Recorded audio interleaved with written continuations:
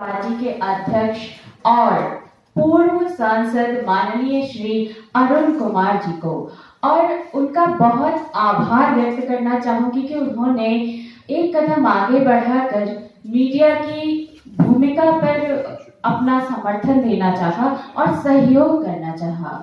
आपका बहुत बहुत स्वागत है अरुण जी।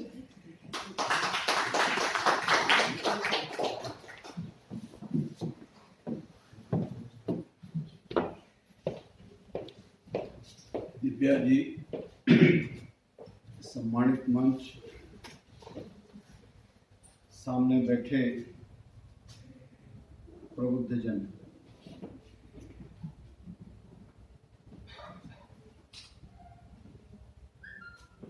कई लोगों ने अतुल गोयल साहब, प्रेम बाबू, परमिंदर साहब, विंग कमांडर चड्डा साहब, जितेंद्र जी, सतीश जैकब साहब और लाल साहब, प्रोफेसर लाल, सारे लोगों ने अपनी बात रखी। जब रतन लाल जी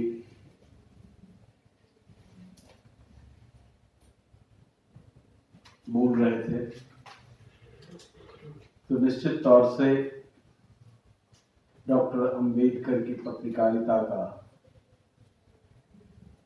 और गांधी की पत्रकारिता का मानस पटल पर एक चित्र खींचाया। राजनीति और पत्रकार ये दोनों में अनुनाश्रय संबंध है और गांधी से सफल पत्रकार अंबेडकर थे, इसलिए कि बागी थे। पत्रकारिता का अर्थ ही बागी होना है। जो ठहराव पैदा करता है वह बागीपन को स्वीकार नहीं कर सकता। जो यथास्थितिवाद का पोषक है वह बागी नहीं हो सकता। जो बागी नहीं हो सकता वो समझौता भी नहीं कर सकता। मूल्यों से, विचारों से, अपने विवेक से। इसलिए बागी पत्रकारों की जरूरत है। पत्रकारिता तो हर कालखंड में समझौतावादी और बागी रहे हैं। बागी आईपीएस की भी जरूरत है, बागी ब्यूरोक्रेट्स की भी जरूरत है, बागी नेतृत्व की भी जरूरत है, बागी शिक्षक की भी जरूरत है। जैसे इन्होंने कहा कि मद्रास के ब्राह्मण पत्रकारों पर हावी थे, तो मैं नहीं मानता। वे सत्ता के दलाल थे। हो सकता है ब्राह्मण जाति से हो। ब्राह्मण सत्ता की दलाली करते हो तो ब्राह्मण नहीं है। ब्राह्मण वही है जिसमें बागीपन हो, चाहे वह किसी जाति का हो, किसी धर्म का हो। यदि ब्राह्मणत्व है इसका मतलब कि ज्ञान है, और ज्ञान है तो वो अपने विवेक पर पर्दा नहीं पड़ने देगा, कुंठित नहीं होने देगा। अंबेडकर की धारा को उस समय सिर्फ दलितों ने स्वीकार नहीं किया, बल्कि ब्राह्मणों ने भी स्वीकार किया है। हो सकता है बागी लोगों ने ही स्वीकार किया हो, लेकिन उनके सृजन में, उनके उत्साहवर्धन में ब्राह्मणों की भी, लेकिन मैं उसे ब्राह्मण नहीं मानता, मैं बागी मानता। बागी की धारा थी और बागी की धारा आज भी है। मैं इसलिए चिंतित हूं और आशुतोष जी ने यह आयोजन किया और मेरे जैसे साधारण व्यक्ति को, मैं भी अल्ट्रा लेफ्ट से जुड़ा हुआ था। जैसे जितेंद्र जी जुड़े हुए थे, ये चले गए। मैं भी कभी सीपी रेड्डी, चारू मजुमदार के साथ और 77 में जॉर्ज फर्नांडिस ने मुझे 77 में जॉर्ज जेल में थे और अल्ट्रा लेफ्ट के लोग भी इमरजेंसी के खिलाफ कॉमरेड सत्यनारायण के साथ यहाँ वार्ता हुई और इमरजेंसी के खिलाफ जब ये हो रहा था तो जॉर्ज फर्नांडिस को चुनाव लड़ाया गया, वो जेल में थे। हम लोग छात्र थे और पटना विश्वविद्यालय से 20 लड़के जाकर के उनका काम कर रहे थे मुजफ्फरपुर में, और बेड़ियों वाला वो तस्वीर लेकर के हम लोग घूमते थे और शाम में टीन के डब्बा में चंदा वसूल करते थे दुकानों पर जाकर के, कोई 1 रुपया कोई 2 रुपया। उस समय सुषमा स्वराज युवजन सभा में थी और सुषमा स्वराज और लैला फर्नांडिस वहां चर्चित नामों में वही तो, कोई बड़ा नेता जेल में होता था इसलिए कोई उपलब्ध नहीं था, छात्र ही चुनाव लड़ रहे थे। धीरे धीरे उनके प्रभाव में आते आते मैं दक्षिण पंथियों का भी सहयोगी बना, मध्य मार्गी भी बना। लेकिन मैं महसूस करता हूं जो इस यात्रा में, राजनीतिक यात्रा में सांसद भी रहा, विधायक भी रहा, इस राजनीतिक यात्रा में जो मेरी समझ बनती है वो ये है कि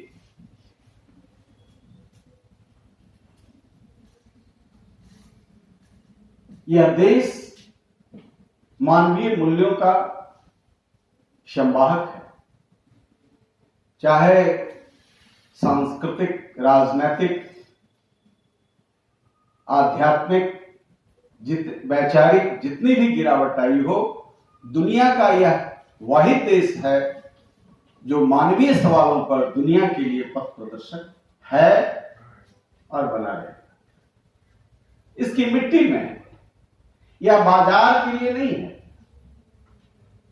लेकिन आज बाजार उन मूल्यों को, उन विचारों को, उन अवधारणाओं को खंडित कर रहा है, इसलिए चिंता का विषय है। और जब इस तरह का क्षरण हो रहा है तो निश्चित तौर से जो बागी हैं उनको चिंतन करना चाहिए, चाहे वह जिस पार्टी में हो, जिस पेशे में हो।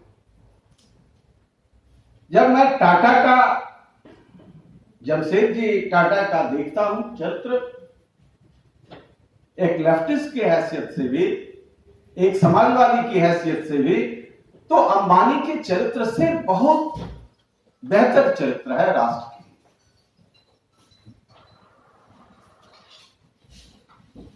तो इसी तरीके से जीवन के हर क्षेत्र में गिरावट आई है और आजादी के पूर्व संध्या पर जितना तेवर बागियों का कड़ा था, आजादी के बाद वह नम्र होता गया, समझौतावादी हो गया। संक्षेप में, चूंकि बहुत लंबा चर्चा करना उचित नहीं है, सभी विद्वत जनों ने बहुत शॉर्ट कर दिया और शिक्षक इतना शॉर्ट कर दिए रतन लाल जी ने तो 2 घंटे का आदत है, तो इनकी आदत तो हम लोगों से भी ज्यादा है, तो हमको भी शॉर्ट करना होगा। हम इतना ही कहना चाहेंगे कि आज इस देश का समाज जागृत था, राजनीतिज्ञ कितने जागृत थे ये मैं नहीं कह सकता।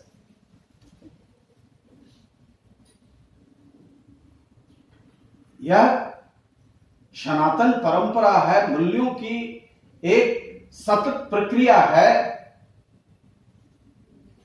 हजारों वर्ष का, और उसकी दुहाई सब देते हैं, लेकिन चिंता कम लोग कर रहे हैं। चिंता जितेंद्र जी जैसे, रतन लाल जैसे लोग ही कर रहे हैं, प्रेम जी जैसे लोग कर रहे हैं। तो इसको, इस फलक पर विस्तार की आवश्यकता है और जय जय करने वालों की तो परंपरा नहीं है।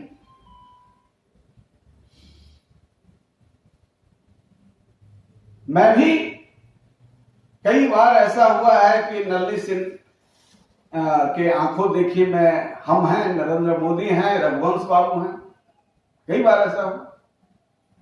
आज प्रधानमंत्री हैं, व्यक्तिगत रिश्ते भी मेरे अच्छे हैं। मैंने बहुत उम्मीद की थी जब संसद के चौखट पर मत्था टेका था, लेकिन जो हो रहा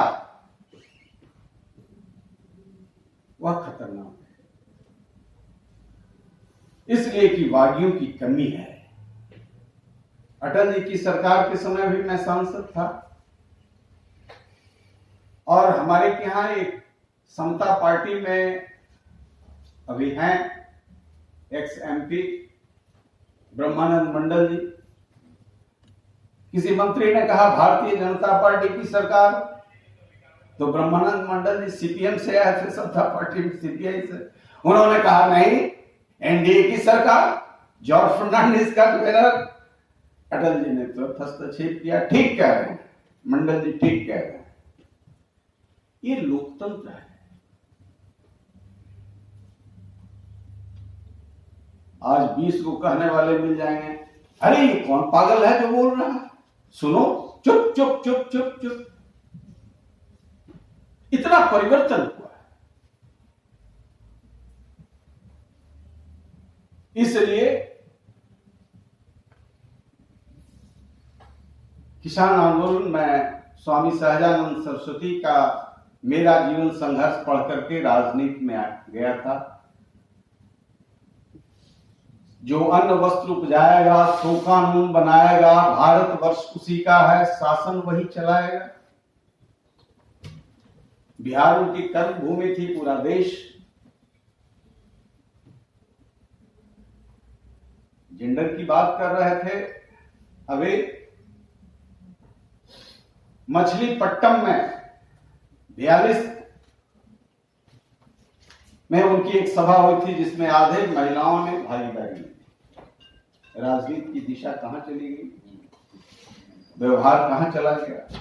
जबकि शुद्ध परंपरावादी थे, गेरुआ वस्त्र पहनते थे, कोई कहता था कम्युनिस्ट हैं, कोई कहता था कि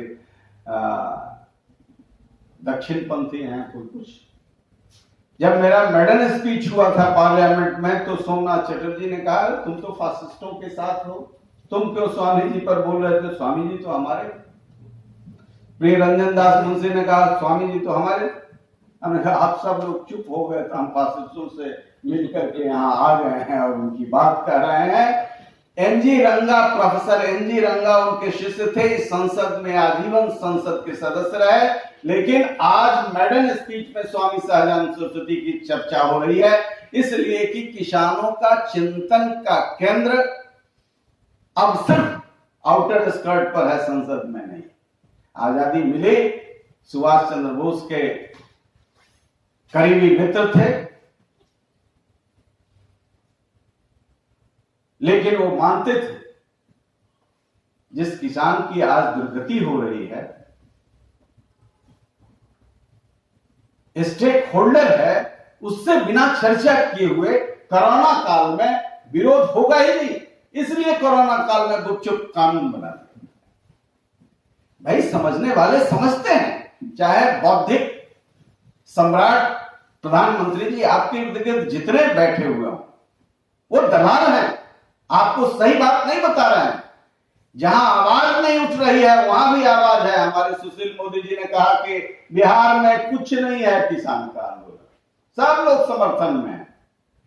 अरे आप किसान हैं ही नहीं तो आपको क्या पता, किसान के बेटा पोता हम हैं, हमको पता है। हम आपके इन विचारों से समझौता नहीं कर सकते। राजनीति में मुझे गड्ढे में गाड़ दोगे तब भी नहीं कर सकते। बाजार का गुलाम बना रहे हो। बाजार से बचाने के लिए पिछले पूर्ववर्ती सरकारों ने उसे जिंदा रखने के लिए कभी कुछ दिया, कभी कुछ दिया, कभी किसान को मुक्त कर्ज से नहीं किया, जमींदारों ने नहीं किया और स्वतंत्र भारत की सरकार ने भी दिया, जीने का सहारा दिया, मरे नहीं। और ये अंतिम कफन दे रही है ये सरकार कि हम बाजार के बड़े दैत्यों के, वैसे बाजार जो टाटा वाले बाजार नहीं है, जो थोड़ा विचार भी कर, वैसे कॉर्पोरेट हाउस के अंदर आप डाल रहे हो। और मीडिया की भूमिका यहां पर अखरती है। पीला झंडा लाल झंडा से राष्ट्रवाद उनका भंग हो गया। यहां तो पंडित नेहरू ने कई झंडों को एक साथ करके तो मंत्रिमंडल बना, कई झंडा नीला पीला सब था, तब सब देश खंडित नहीं हुआ। आज राष्ट्रवाद के एक ठेकेदार यदि हो गए तो निश्चित तौर से राष्ट्रवाद पर खतरा है। डॉक्टर लोहिया ने कहा कि जो इस देश के गरीब के अंतिम व्यक्ति के बच्चे को समान अधिकार नहीं दे सके तो उस राष्ट्र को राष्ट्र कहना बेकार है। इसलिए इसकी चिंता होनी चाहिए। हमने 70 वर्ष में 40 करोड़ की आबादी को 140 करोड़ कर दिया। उन्होंने कहा संयम करना चाहिए, आबादी नहीं बढ़ानी चाहिए, हमारे रिसोर्सेज लिमिटेड है। क्या काम हुआ है? कैसा हिंदुस्तान बनाना चाहते? इसलिए बहुत सारी बातें हैं और आप सभी इससे अवगत हैं। आज व्यक्ति से समाज डरने लगा है। पहले समाज व्यक्ति का सम्मान करता था, आज व्यक्ति हाँक रहा है समाज। मैं संक्षेप में इतना ही कहना चाहूंगा कि व्यक्ति समाज टूट गया है। समाज को हमने ताकत दी राष्ट्र के निर्माण, राष्ट्र व्यक्ति के हाथ में गिरफ्त हो गया है। जब समाज कमजोर हो गया तो राष्ट्र कमजोर। यह विविधताओं का देश है और उन विविधताओं को संरक्षित करने वाला समाज है। विभिन्न तरह की उपासनाएं हैं, विभिन्न तरह के विचार हैं, विभिन्न तरह के केंद्र हैं, लेकिन राष्ट्र जिंदा है। अब गुरु गोविंद सिंह तो पटना में पैदा हुए, पटना सिटी में, पटना शहर। हिंदू हो या मुसलमान, राष्ट्र की प्रखरता के केंद्र बिंदु के रूप में पटना साहिब को देखते हैं। ये कोई अमृतसर से जाकर के उस प्रखरता को निखारने का काम नहीं किया गया, ये पंजाब से नहीं हुआ, बल्कि वहां का बच्चा बच्चा अपने को गुरु गोविंद सिंह मानता है। तो इतनी विविधताओं का केंद्र खान अब्दुल गफ्फार खान, जिसने गांधी से एतराज किया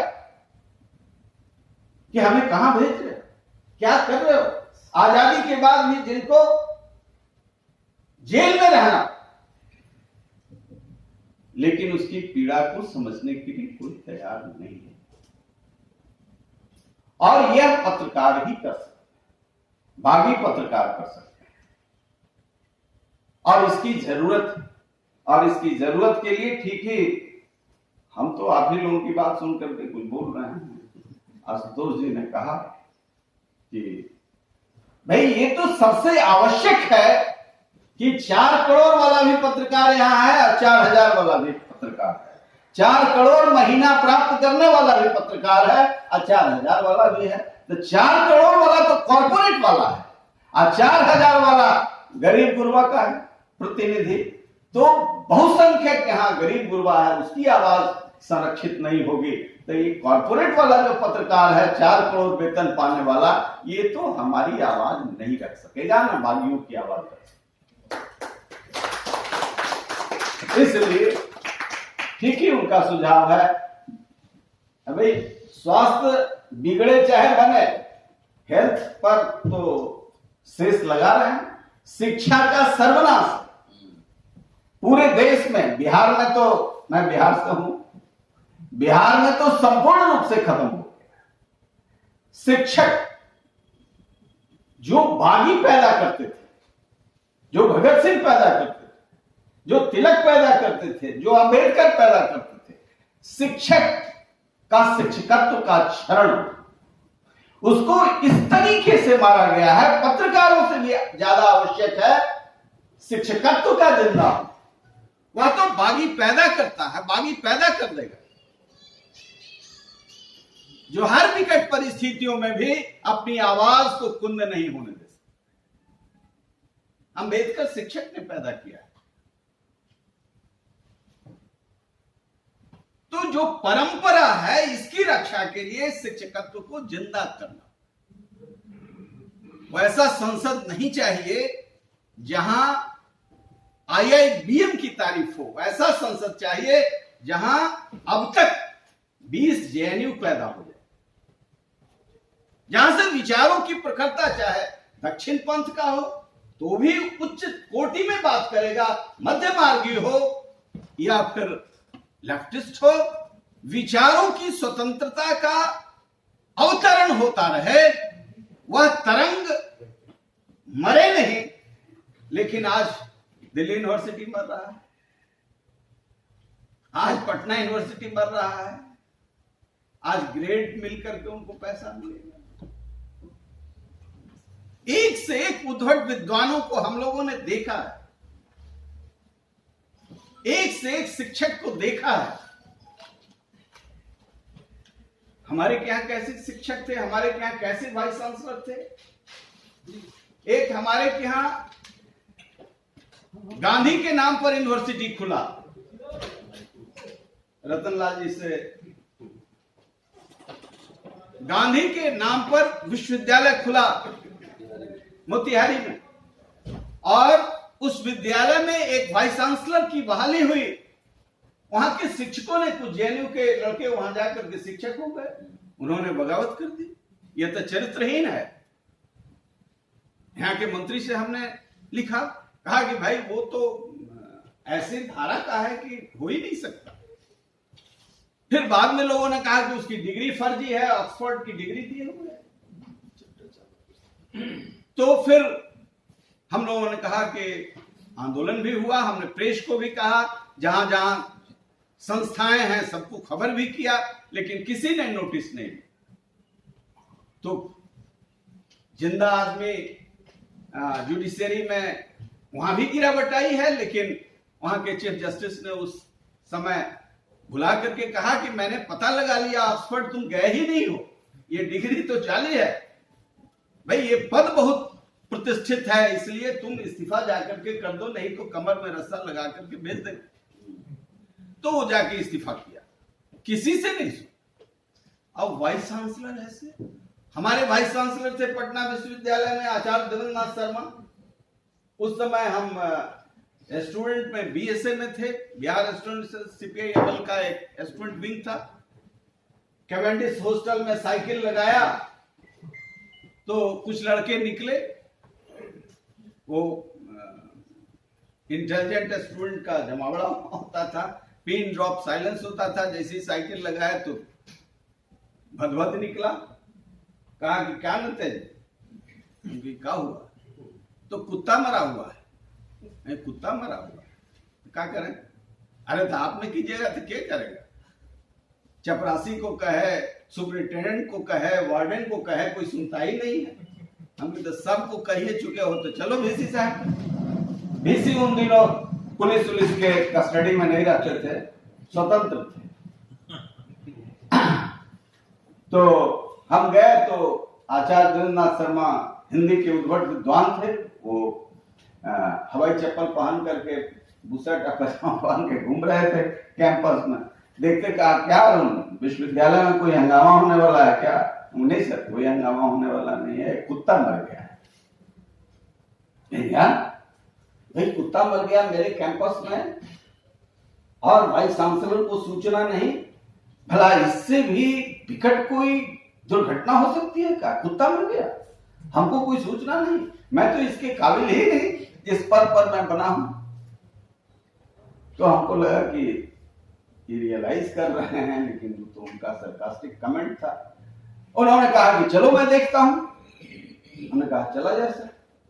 बस 3-4 लड़का हम लोग पीछे उनके चल दिए और भी चल दिए। बगल में हॉस्टल था, वहां गए। ½ किलोमीटर वहां गए, जाकर के इन्होंने कुत्ता उठा लिया।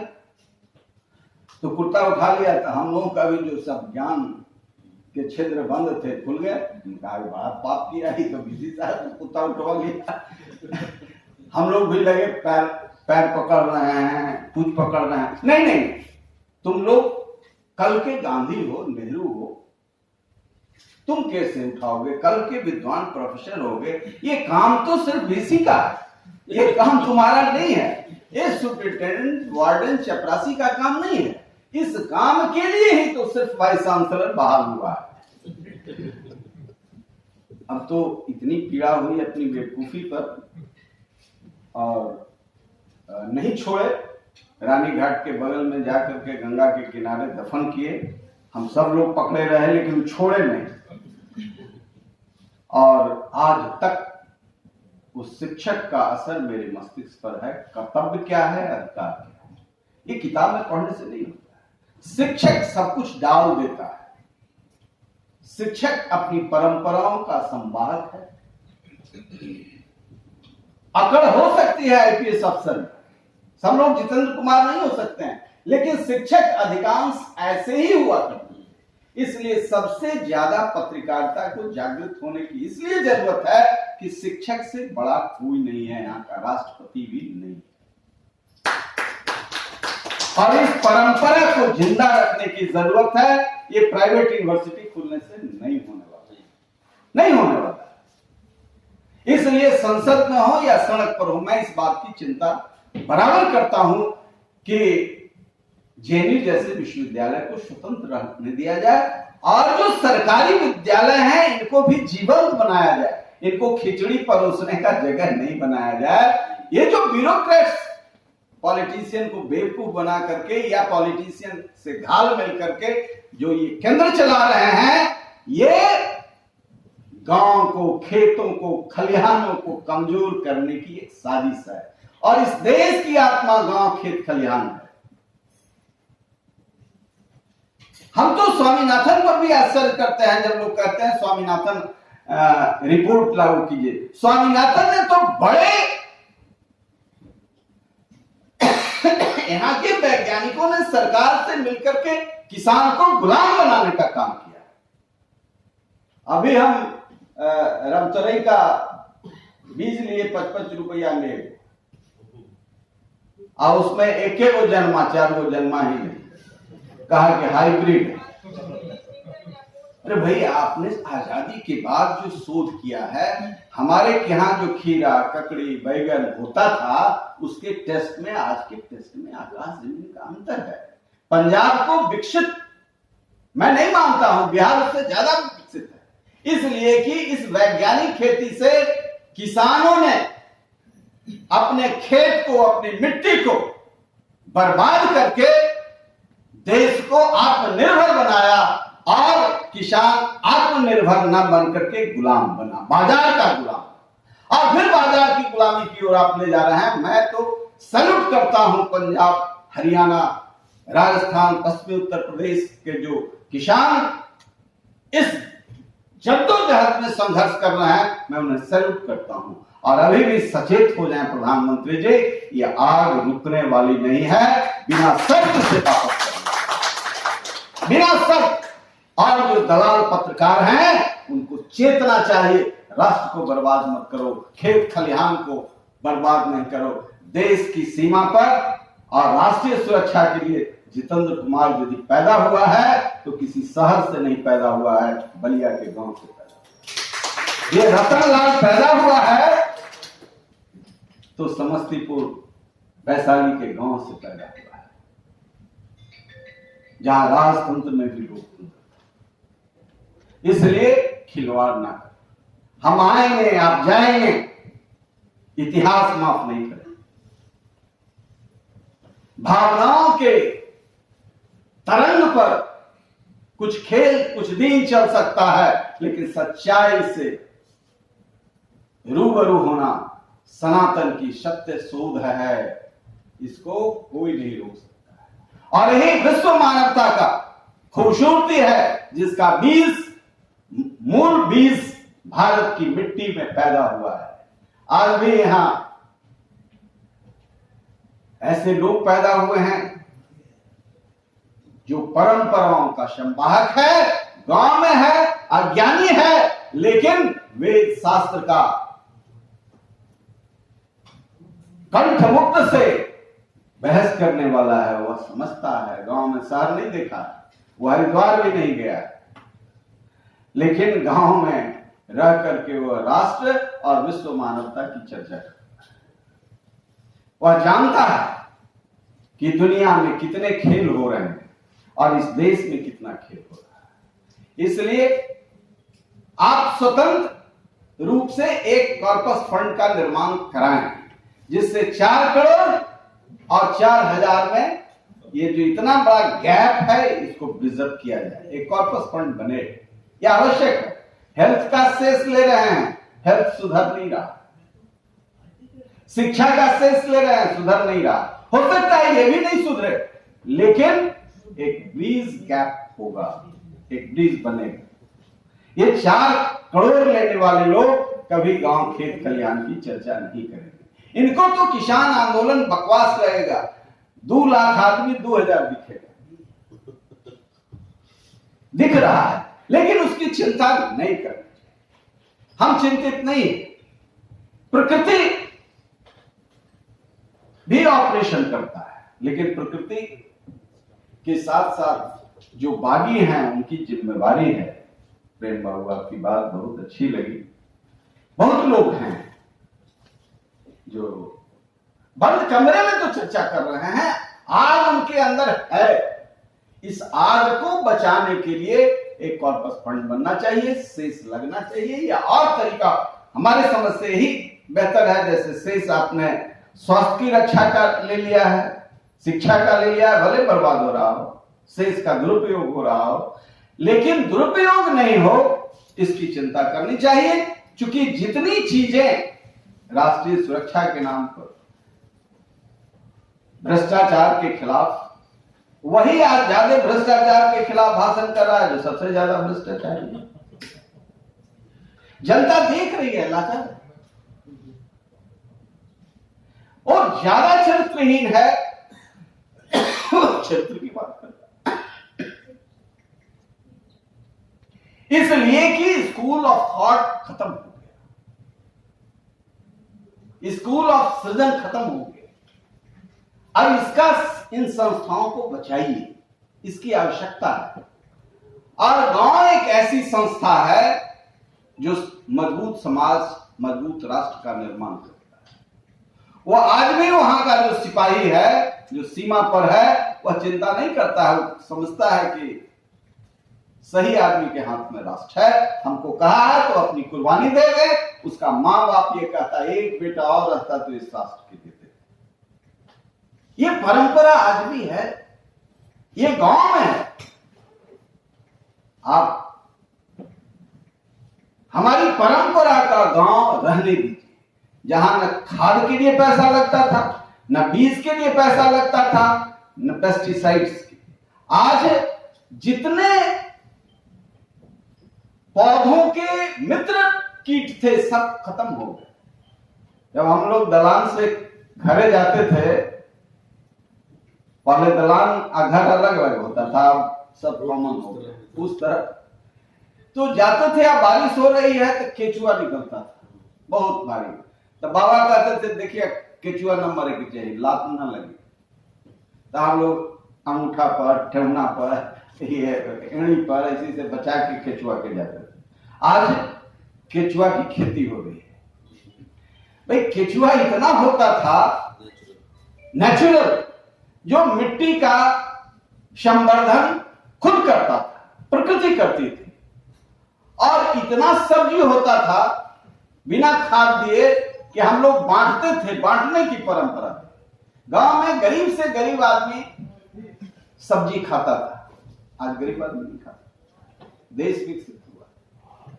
मट्ठा को हम लोग गरीब लोगों में बांटते थे, बाबा कहते थे बांटते जाते। अगर ये सर्दी वाला चीज बांटले चल रहा है, दिया दूध वाला देता है। माने आज तो मट्ठा भी नहीं कोई दे पाता है। इतनी प्रचुर मात्रा में ये संस्कृति थी दान देने की। बगीचा है, आम बांटते थे, लेकिन आज बगीचा भी खत्म। बाजार का इतना जोरदार असर है कि हमारी मूल आत्मा। पहले कोई गांव में किसान नहीं मरता था, कोई किसान नहीं मरता था, आज तो किसान मर रहा है। इसलिए निश्चित तौर से हमें शिक्षकों को बचाने की जरूरत है। हमें शिक्षकों को बचाने की जरूरत है। और मीडिया को तो बचाना आवश्यक है, इसलिए कि संपूर्ण चीजों का तस्वीर इसी के माध्यम से, मूल इसी के माध्यम से रखा जा सकता है, दिखलाया जा सकता है। और देखने से क्या होगा, बागी पैदा होगा। और बागी पैदा होना प्रकृति का स्वाभाविक नियम है, प्रकृति की रक्षा की। यथास्थितिवाद, समझौतावादी कभी सत्य की ओर नहीं जा सकता है, बागी ही सत्य की ओर जा सकता है। इन्हीं शब्दों के साथ आपने मौका दिया, बहुत बहुत धन्यवाद और सबको सुना। आगे की बात बनी रहेगी तो